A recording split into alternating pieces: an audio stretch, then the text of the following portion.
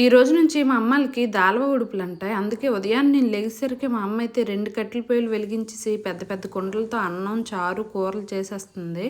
ఇంకా వాళ్ళు 10 గంటలకు వచ్చేస్తారు. నేను 9 గంటలకి ఎళ్ళాలని మా అమ్మ ఒకవైపు అయితే గ్యాస్ పైన కూడా వంకాయ బఠానీ కర్రీ అయితే పెట్టేసింది. అన్నం అయితే ఉడికిపోతుందనమాట. ఇంకా ఈ కుండ చూసారా? ఇంత పెద్ద కుండ వార్చాలంటే మన వల్ల అయితే కాదు.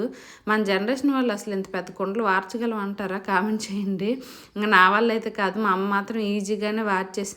ఇంకా అన్నం వాడిపోయిన తర్వాత కర్రీ ఉడికిపోయింది. ఈలోగా అయితే చారు కూడా తాలింపు పెట్టేసిందనమాట. ఇంకేదో చిక్కుడుకాయ ఏదో కర్రీ వండుతుంది మా అమ్మ.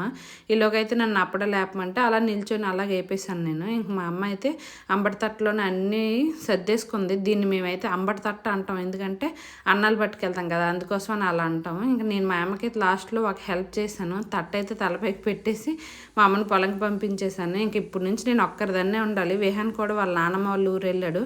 వీడియోని లైక్ చేయండి, మన ఛానల్ సబ్స్క్రైబ్